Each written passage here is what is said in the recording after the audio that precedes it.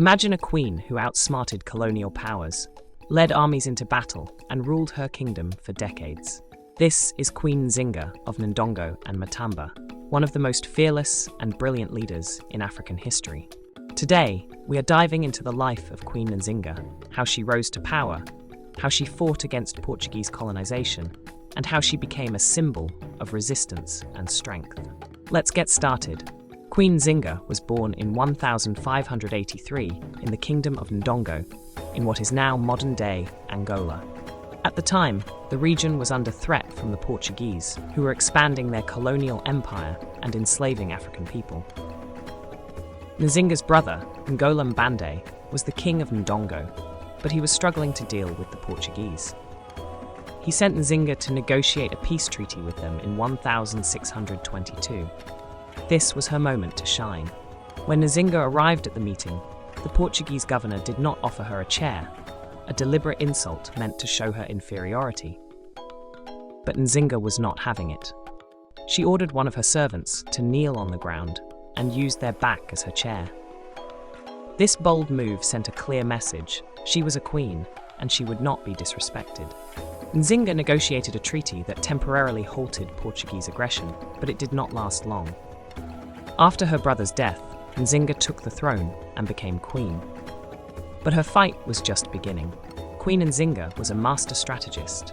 She knew that to defeat the Portuguese, she needed allies. So she formed alliances with neighbouring kingdoms, and even with the Dutch, who were rivals of the Portuguese. But Nzinga didn't just rely on diplomacy, she was also a warrior. She led her armies into battle, often fighting on the front lines. She was known for her bravery and tactical genius, using guerrilla warfare to outmaneuver the Portuguese.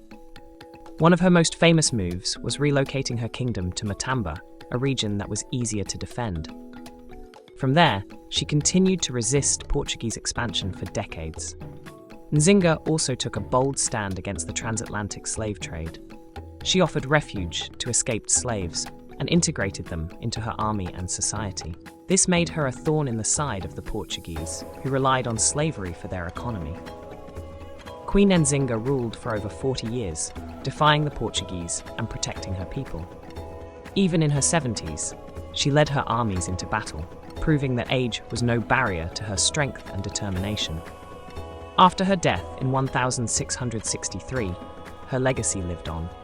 She became a symbol of resistance against colonialism and a hero to her people. Today, she is celebrated as one of Africa's greatest leaders, a queen who refused to bow to empires and fought tirelessly for her kingdom's freedom. Queen Nzinga's story is one of courage, intelligence, and unyielding determination. She defied the odds, outsmarted her enemies, and left a legacy that still inspires us today. What do you think? Was Queen Nzinga the ultimate strategist, or was her success a combination of luck and skill? Let me know in the comments below. Thanks for watching.